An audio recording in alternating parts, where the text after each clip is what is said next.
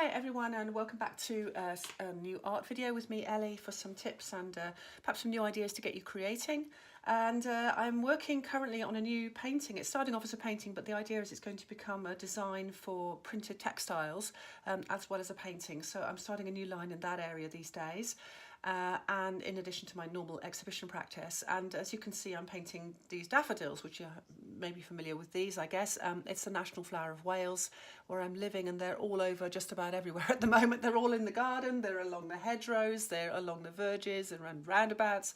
So it's really glorious, even in these cold, stormy days that we're still getting at the moment. They're just these beautiful, bright yellow and white and orange flowers to cheer us up along the way as we come into springtime. So they're really lovely, and actually there's a gorgeous slight perfume to them as well, so I'm enjoying that. And I'm making these flower heads quite large. As you can see, they're quite sort of exaggerated and quite three-dimensional, because I tend to make shapes look more solid, being kind of sculpture based, I guess. That's kind of my style. But it occurred to me that as I was painting one of these yesterday, that it might be handy to show you how to create shading on a white area of petals, because painting white things can be a bit daunting if we're starting out with painting.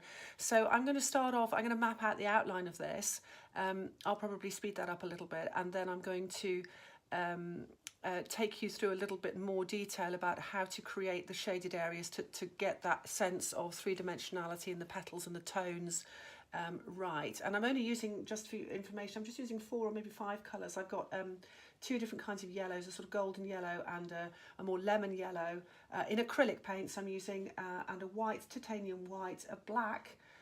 Occasionally I'm using a bit of burnt umber, but I think I actually only used it on one of these. So it's primarily 4 principal colours and a tiny bit of a green. I think it was a hooker's green I'm using just in a tiny sections of it. So primarily it's those 2 yellows, cadmium types. I'm trying to get away from cadmium, but I've got the tail ends of some cadmium yellows, lemon, and the regular cadmium yellows, and so that's where we're going to start off. So just to begin this, I'm painting on, as you can see, on a very black background.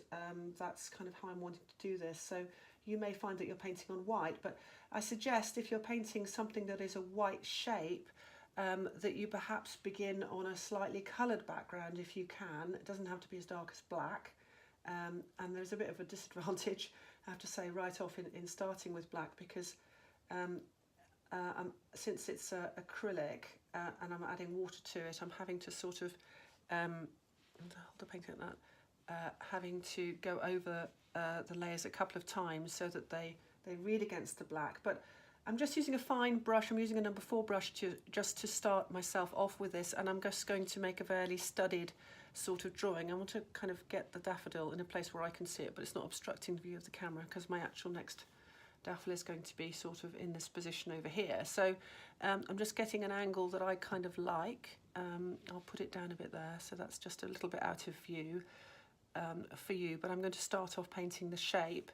Now I'm just going to pretend it's sort of like a pencil drawing in a way, and just go for the outline. So I'm keeping my eyes pretty carefully on the shape of the petals here, and it doesn't matter if you go wrong, of course, really it doesn't, because you can just kind of go over it here, but I'm just mapping that in fairly carefully. Number 4 is quite a large brush for this, actually. I'm loading it with paint, and then I've got the petals overlapping. So, you know, if you've been practicing your drawing or sketching, then you should have your eye in, as we say. You've got your eye in quite well to do this now. It means your drawing's getting a little bit more accurate. If not, as I say, don't worry about it. You can just kind of, you know, if you get it wrong, you can just sort of rub it out like that, you see, or with a tissue or something, while it's still damp, and then just go over it again. So don't, have no fear, just have a go. And I'm sorry it's been a bit disrupted the last couple of months making videos. Really, it's been a bit of a crazy time here, lots of things going on to disrupt me. And so I'm just trying to get them done when I can, really. I try to bring you one at least once a week, but I know it's been a bit disrupted. So I'm actually just going to continue. I'm forgetting about the centre of the flower at this moment in time. I'm just going around the outline. You know, I think that brush is getting a little thick for this. I'm going to go down to a smaller size. What's that? That's a number 2. Number 2 brush. Okay, so they can get a bit cloggy. Acrylic paint is quite a viscous paint, of course. But what you will find is that I've been painting 2 of these. It takes me a day to paint 2 of these. It's not quite 8 hours, but so they're fairly detailed. But you know, since it's acrylic paint, it will dry quite quickly, and then you can paint another layer on top. So that's why I'm working with this at the moment. And all you need is water with acrylic paint, really. And I'm just actually put the paints on a nice white porcelain dish, which just kind of gives me a nice sense of aesthetic as well while I'm doing something. Because for me, really, this kind of painting it's not quite meditation, but it's very, very close in some ways, because you're definitely in a zone of concentration and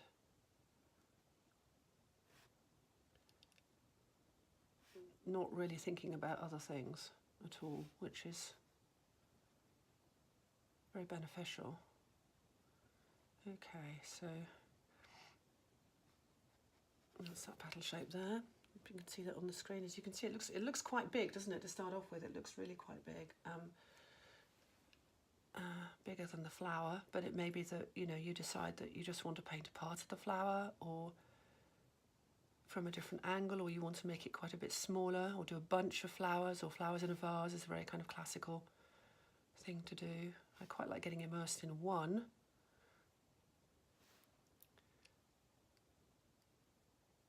And so I'm just trying to go over this fairly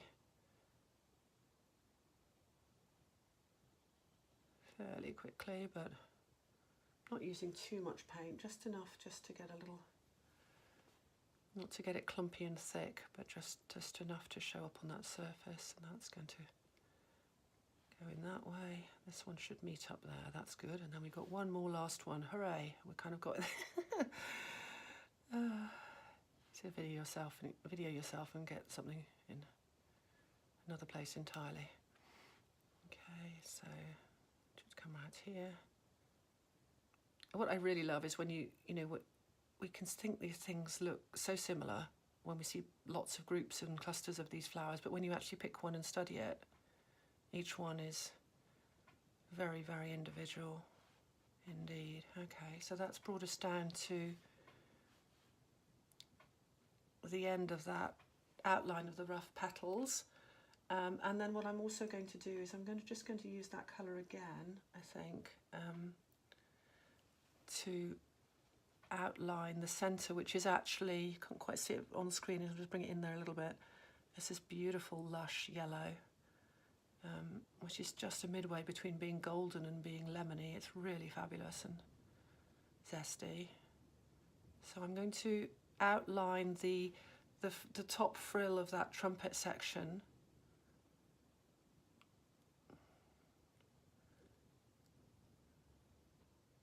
And I'm just going to use the same colour again to do that.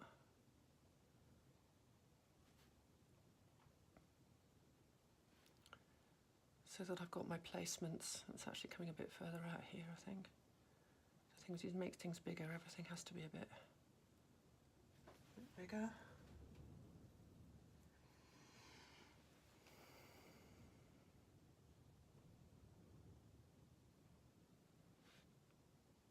You can't see my face as I'm filming this, but my eyes pretty constantly. I'm just darting a little look at the canvas occasionally, but more often than not I've got my eye on the actual object, so that I kind of follow it around very closely. It almost feels like I'm hardly taking my eyes off it. And that's the way to kind of really gain accuracy, really, is to look far more at the object than you do at the surface you're drawing on or painting on.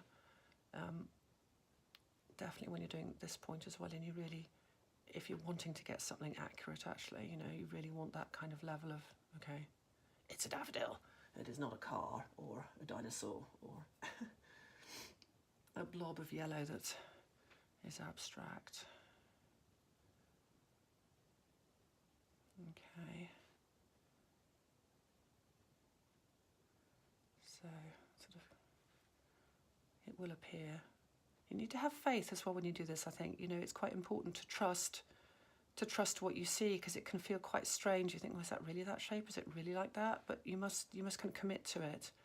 Don't be shy about that. Be bold and firm in your belief in what you see.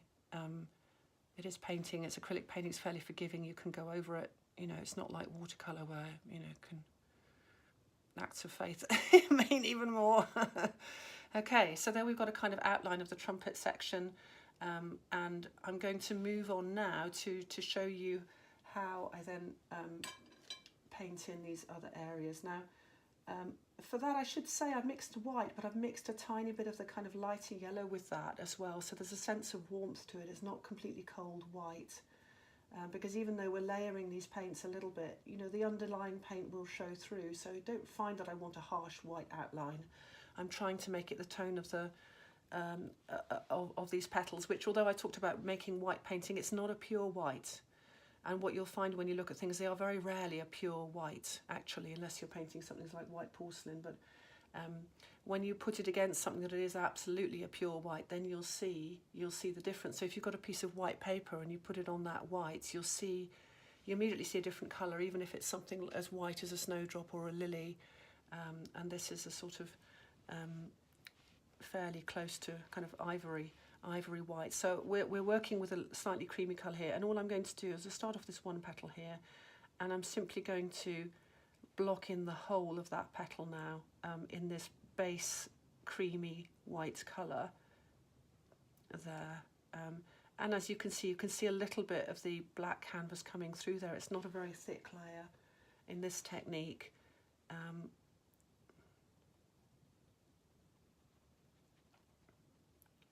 I'm still using, I've gone back to number 4 brush now, so it's still quite a small brush. It's nice and soft to work with. I'm not working with a flat head or anything here. And the canvas itself, I've just painted it with black acrylic paint, so it's actually going acrylic on acrylic. There we go. So I'm just going to do that one then. Actually, while that's drying off ever so slightly, before I come and layer it slightly, I'm going to go onto another petal. So I'm just going to go to the one up here and do a similar thing, and give that first one a little bit of a chance to dry slightly. Otherwise, painting on top, it'll kind of merge in a bit more than I want it to at this stage. So, and this is a good chance, you know, you can kind of revise the outline a bit, looking at it a bit more closely. I'm going to put,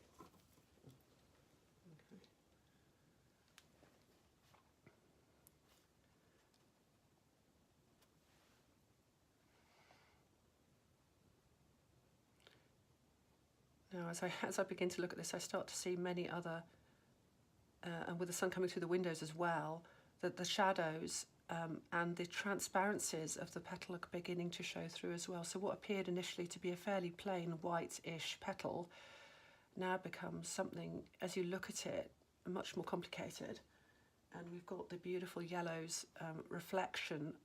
The reflection from the central trumpet is actually reflecting onto the surface of the yellow, so it appears to be quite getting some yellow shadows, if you like, yellow reflections coming in there as well. So we'll just tidy that one a bit at the end.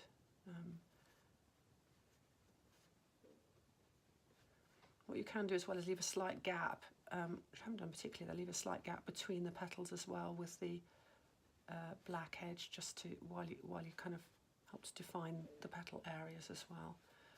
Okay, right. So I'm going to come back to this this petal here now, and what I'm going to do is I'm going to squint my eyes a little bit as I look at that petal over here on the actual flower. I'm squinting my eyes a little bit, and what that's doing is it's going to simplify the different tonal areas for me. So I can immediately see by squinting, because if I look at it with my eyes wide open, I see lots of different lines and shadow areas and colours. It's quite confusing, even though it's a simple base colour.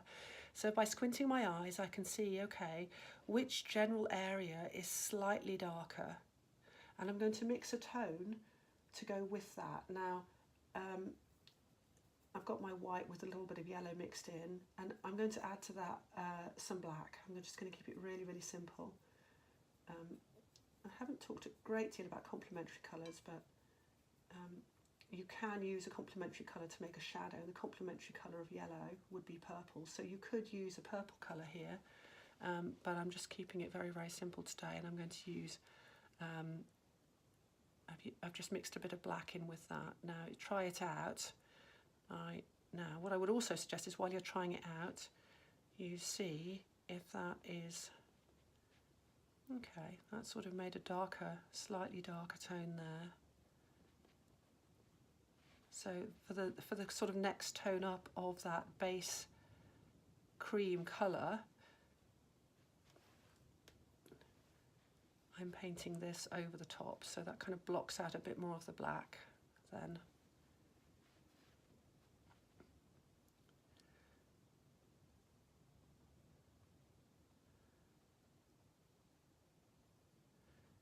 Around the edge of that. Now, as I'm painting this, I immediately see there's many more much darker areas, but I'm just going to continue with that for a bit.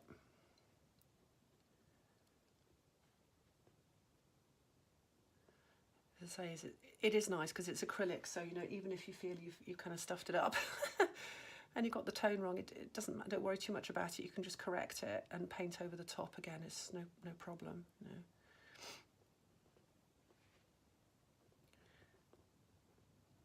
Okay, so that's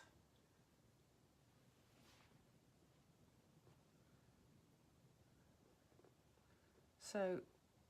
If I was to look at that colour now, I'd say, okay, well that's actually now a grey. It looks like a grey petal, but it's not a grey petal. So this is the illusion of painting now. You need to try and not make a judgment about the colour that you're using and say, okay, it's just the right tone, but actually it's a shadow of a cream colour is really what I'm getting at. Now I'm going to squint again and I'm going to see there's a slightly even darker area than that. So I'm going to add a bit more black into that mixture now and go a bit darker again. And try with that now. Okay, so under here, squinting my eyes again.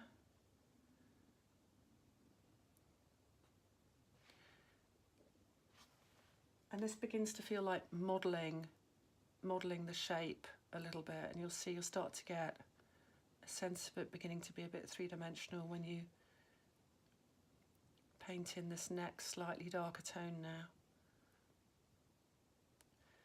If you look carefully at the edges of the petals, what you often get is you get the actual rim is quite, there's colour on it,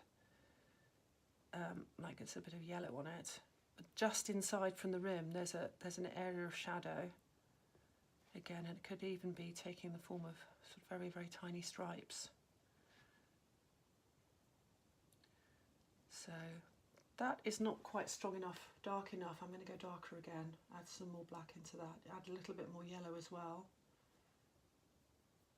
to keep it a dark cream. So add a little bit of yellow, keep that warmth and uniformity in the tones so they're not becoming too separated.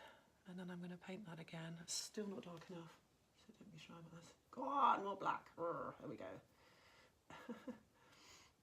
Mix it in thoroughly so it doesn't appear you're getting streaks, too many streaks on the... Right, let's try again with that now. One of the other things you find about painting is that, you know, it's always a balance between, when you're painting something that's got some realism to it, it's a balance between making something appear as real and true to the tones that you've got in the actual object, and actually making a painting. And making a painting is itself something else, and when you're making a painting you might choose to exaggerate the darker and lighter tones in order to make it interesting on the canvas or interesting on the paper. So that in itself is where the artistry comes in. So it's a balance, it's always a balance between what you see and what makes a good picture. That comes with experience, really. So there we've got a much darker tone, and underneath those petal areas that goes quite a bit darker there.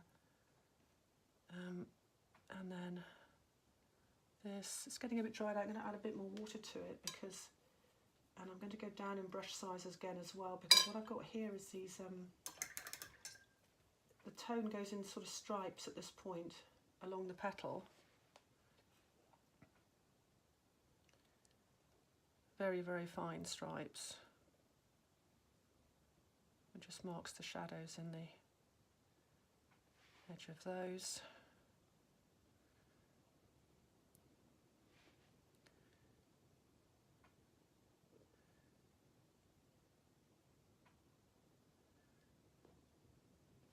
So I'm just going along fairly quickly here. So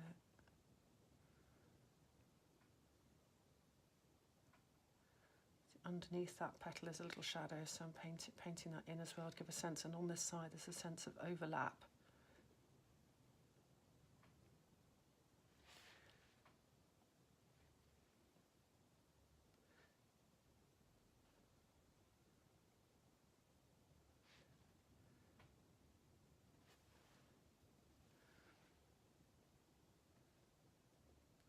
Okay, now what I'm going to do next, I'm going to come and think about some highlights now instead. So as you think says,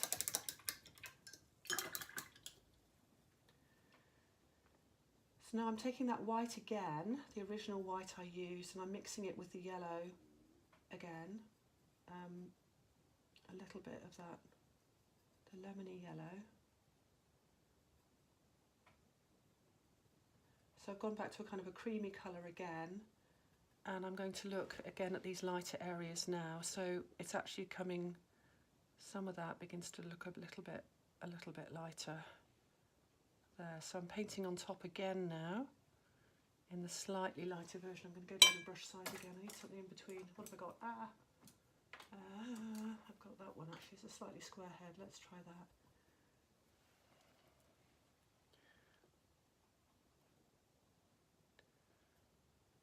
Square-headed brush is quite good. This is a little one, and hold that up.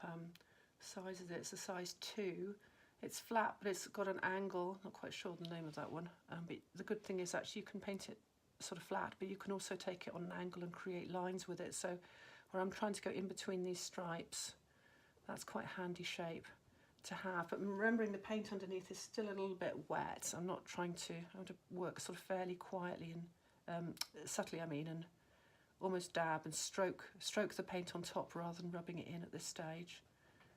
And if you're leaving it to dry a little bit and then coming back to it, of course you don't have to be quite so mindful of that. So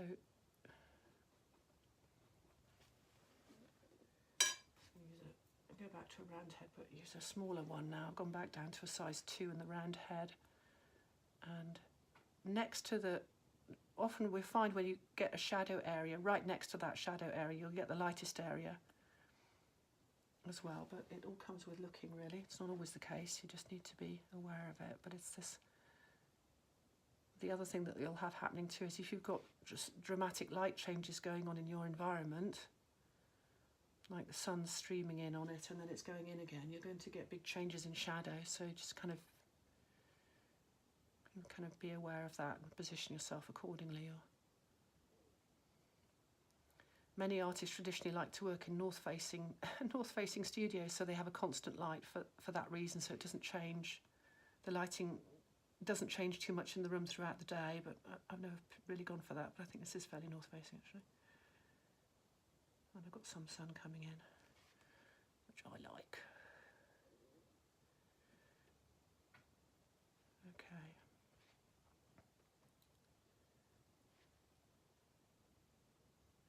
So that's beginning to come together now. And I'm going to kind of gradually go on layering that up really, and observing more and more closely. Now, I'm just going to add a little bit more yellow in as well, because what I do have coming in here quite strongly is the reflection on that section there, which is coming down from the daffodil, the yellow trumpet section. It's actually just reflected by the sun onto that surface. So that's quite nice there. So it's got a yellow, but it's actually, I'm going to mix the yellow in with the black as well a bit to have a sort of, it becomes a sort of greeny grey colour. So where that's in shadow,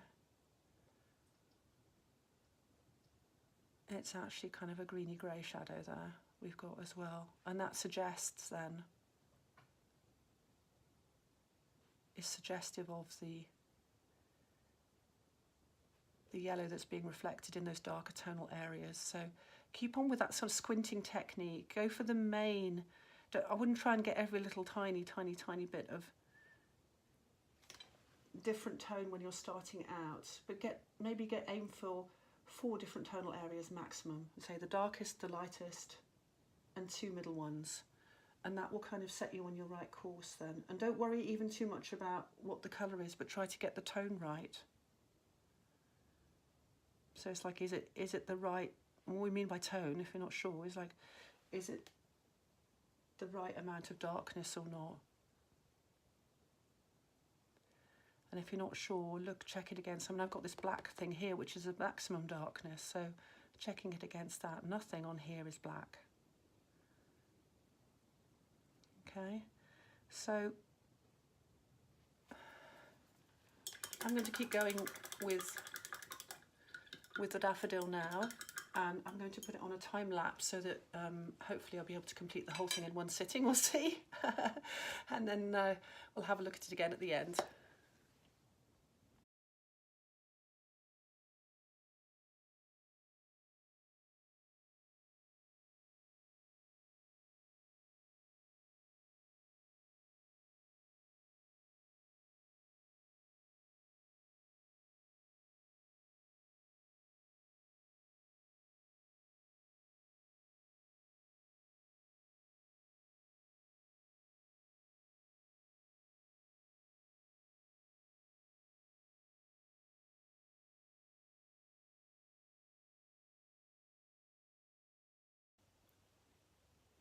So I hope you enjoyed watching that all speeded up for you, because it took me some time. I'm not sure I didn't time from the beginning of it, but over an hour to do that. And you can see here that I have painted the central part as well, and there are many tonal areas here. Now you could work into it even more using ever smaller brushes to gain finer and finer details, but probably for myself I'm going to leave it just at that now, or maybe just go away from it for a while, go away from it for half an hour or so, take a break, and then come back and have a last look at what I've done. And that's sometimes you can see something that stands out to you that you can kind of maybe work on a little bit more. Okay, so happy painting, guys. I would love to see your results if you're able to do some painting or have a go at something white.